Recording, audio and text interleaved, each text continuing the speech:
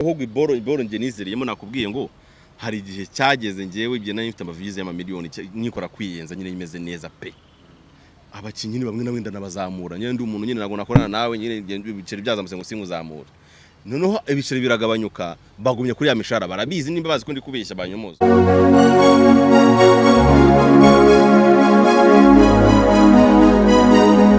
Kuva mu minsi mike ishize kugeza uyu munsi inkuru zihari ibitangazamakuru bitandukanye muri showbiz nyarwanda nizivuga ku bukene bwa Kiramani.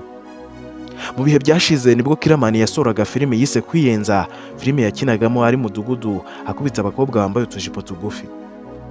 Iyo filime yakunzwe n'abatari bake ndetse hari n'iyagize views miliyoni. Icyo gihe uwitwa Scovia yavuze ko iyo filime ishobora guteza ibibazo aho ngo umuntu ashobora kuyireba nawe akaba yafata inkoni agakubita abakobwa bambaye mini nk'uko Kiramani yabikoraga muri filime. We araza ngo arakubita abakobwa bambaye imyenda migufi bambaye mini hintuza yitwa nde Kiramani ariko iriya mikina kino hashobora kuvamo umuntu umureba akamukunda bivuze iki rero ashaka kuzajya cyakaba hari umuntu urimo kumureba yajya kubona akabona kwa Ruhangura hatambutse umukobwa wambaye uwo mwenda usa n'uwo yabonye kare agaterwa nk'inkweto agakubita tubundo.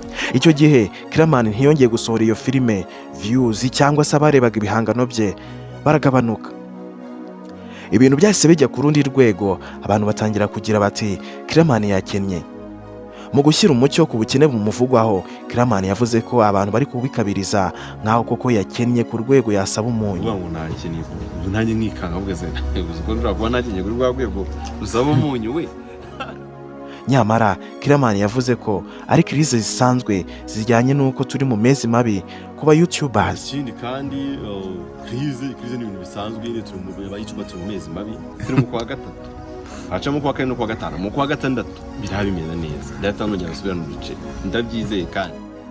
Kiramani yakomeje avuga ko kuba yaragurishije imodoka nk'uko bivugwa bidasobanuye ubukene kuko ngo kuri YouTube biramutse bisubiye ku murongo bitarenza amezi 4 cyangwa 5 ataragura indi. Nimba ari n'imodoka yagiye nakora cyane kurya amezi 5 nakongera ngakora indi. Kiramani ahumuriza abakunzi be yavuga ko atakennye nk'uko bivugwa ahubwo ko yagize ibihombo nk'uko n'undi wese yabigira, bityo rero abakunzi be badakwiye guhangayikishwa n'ubukene bumuvugwaho kuko ngo nubwo yakena atakena nk'uko yari ameze mbere kuko ngo kuri ubu ibikorwa bye biramutse bihombye burundu hatabura ibiraka byo gukinira abandi kandi ntabure miliyoni ye ku kwezi, cyane ko kuri ubu hari ibiraka ajya abona byamwishyura 200 ku munsi ariko ntabikore bitewe n'akazi kenshi aba afite.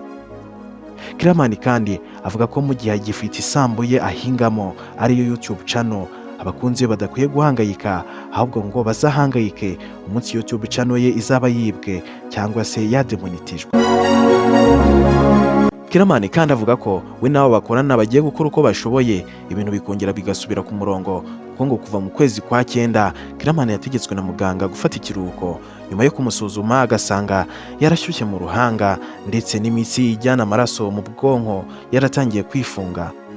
Muri uko gufata ikiruhuko akenshi ibyo yakoraga byakorwaga n'abakozi bityo nabyo biba intandaro zo kumusubiza inyuma, ariko ngo kuri uyu munsi yamaze kugaruka mu kazi abakunzi be mu mwitege. Bitewe nuko wageze mu ruganda rw'ibyegeranyo ntitwakwemera kugenda utyo, niyo mpamvu tugiye kugusubiza inyuma tukubwire muri make amwe mu mateka ashaririye cyane Kiramani yanyuzemo ariko agakomeza guhatana kugeza tumumenye nk'umunyabigwi ukomeye cyane muri sinema nyarwanda. Ibuka gukanda subscribe bityo dukomeze twiyubakire ubwami bugari bwa Rugwiro. Ibuka kandi gukoza igikumwe cyawe kuri like niba ukunze iyi video. Naho nge nitwa Obed Rugwiro nguhaye ikaze. Ntibikiri ibanga abamaze kutumenya baratwirahira. Icyanzu.com igisubizo kuri buri wese wifuza ibikoresho byiza bya electronic 99% byiganjemo iby'aba content creators kuko twiyemeje kubashyira igorora. Tugufitiye ibikoresho byiza bituma utandukana n'ibibazo by'amajwi birimo microphone z'ubwoko bwose zaba iz'imigozi n'izitari iz'imigozi. Abamashusho namwe ntitwabarengeje ingohe kuko tubafitiye ibikoresho bitandukanye bituma utandukana n'ibibazo by'amashusho. Muri byo twavuga nka camera stand, phone stand, ring light, gimbals, amatara ya kamera ndetse n'aya telefone. Kandi ibi byose biri ku giciro gito mu buryo budasanzwe. Akarusho kandi waba uri Kigali cyangwa se uri mu ntara, ibikoresho tubikugezaho mu buryo bworoshye kandi bwizewe. Si ibyo gusa kuko tugufasha guhitamo ibikoresho ukeneye bigendanye na content yawe ukora. Serivisi dutanga ku cyanzu.com ni serivisi utasanga hano ndabarahiye. Sura website yacu ni www.icyanzu.com maze wihahire, cyangwa se uduhamagare kuri 0788421133. Wanadusanga aho dukorera ni Kigali mu mujyi munsi y'inyubako yo kwa Makuza. Hamwe na icyanzu.com tugukorera umuti.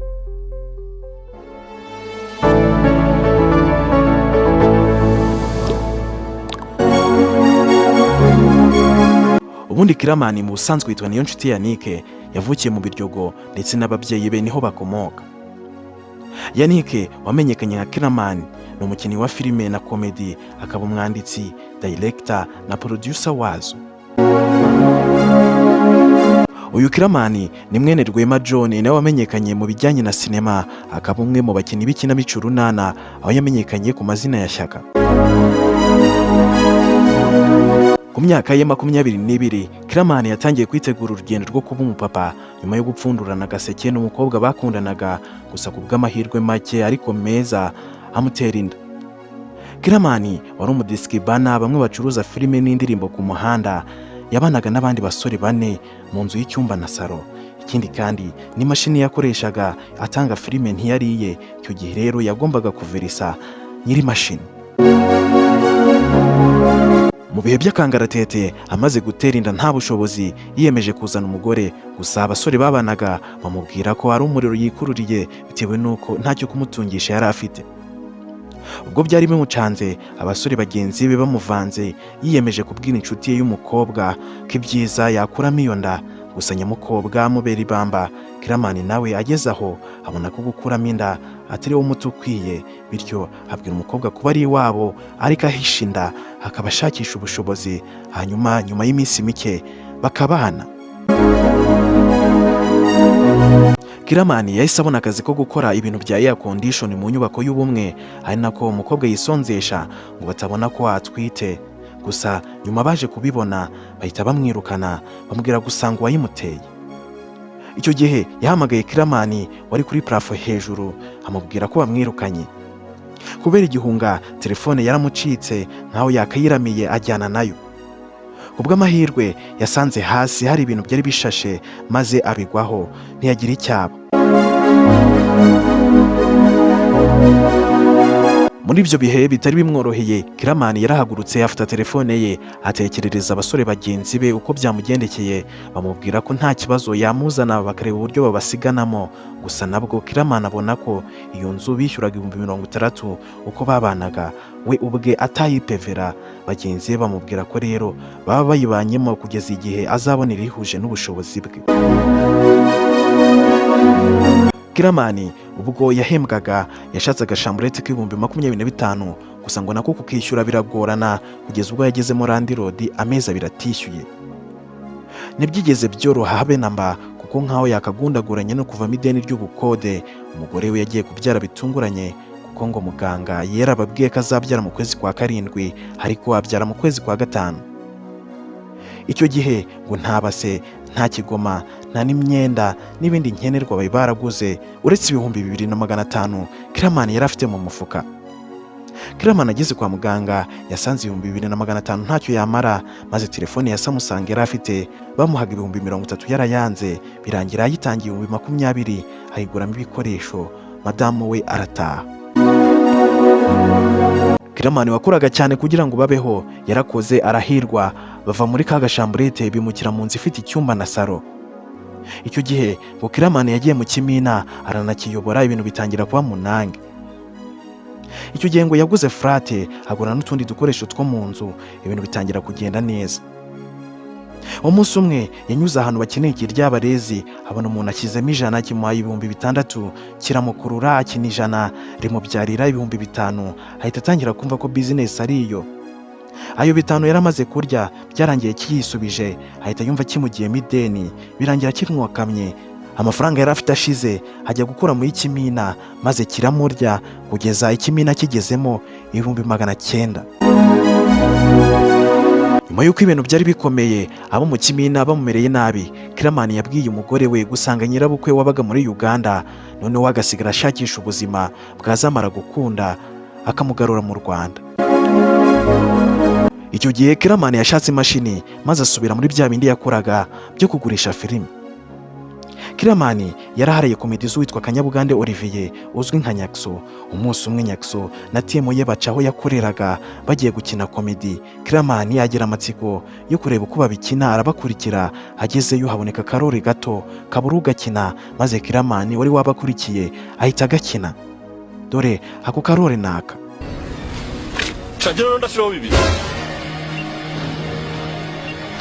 bose ushaka ko nkuriye siporo. Ubwo iyo video yasohokaga, Kiramani yakiriye telefone nyinshi zimuhamagara ziti twakubonye muri Nyakso Comedy, wabikoraga neza, courage. Kiramani yahise atekereza ati niba nkinnye akarori kangana gutya abantu bakemera, namutse nkinnye role nini byagenda bite? Icyo gihe nibwo yahise yegera manager wa Nyakso witwaga Musosi amubwira ibyo asabwa, maze yinjira muri timu ya Nyakso Comedy. Kiramani nubwo yari yinjiye muri Nyakso Comedy, ariko ngo yamaze umwaka wose adahembwa. Gusa akimara gukuramo izina yahise atangira gusora filime ze, ari nako asaba Imana kumubashisha kureka ibiryabarezi byari byaramaze kumwokama, ndetse anayisaba kuzamuhana bikomeye naramuka yongeye kubikina. Hagati aho umugore we wari umaze umwaka n'igice muri Uganda yari yaramuhaye igihe ntarengwa cyo kuba yaramaze kumucyura. Habura igihe gito ngo ajye gucyura umugore we, nibwo yanditse filime yitwa Majoro, irakundwa, itangira gukubita views 500, 400, 600. Hakaba yaragombaga gufataho 40% byayinjiye. Icyo gihe bamuha miliyoni y'amafaranga y'u Rwanda. Yakoze n'indi filime ayita Kiramani, nayo igira views nyinshi, 3 miliyoni, 6 na 5 miliyoni. Nabwo bamuha amafaranga menshi, agura saro, igitanda, agura matira ndetse n'ibindi nkenerwa. Ajya gucyura umugore we, ndetse anamucyura mbere y'igihe yaramuhaye. Mu cyimbo cyo kumucyura mu kwezi kwa 5, amucyura mu kwezi kwa 4. Umugore mukuza yisanga muri paradizo, haratungurwa. Kiramani n'umugore we Umuhoza Shemusa bafitanye abana 2 b'abahungu. Kiramani kandi wari warabaye iciro ry'imigani mu gukodesha, aherutse kwibikaho inzu n'imodoka. Gusa imodoka yo biravugwa ko aherutse kuyigurisha. Ni naha dusoreje ikiganiro cy'uyu munsi, tugushimira cyane aho twabanye. Nk'ibisanzwe mwari kumwe nanjye Obed Rugwiro.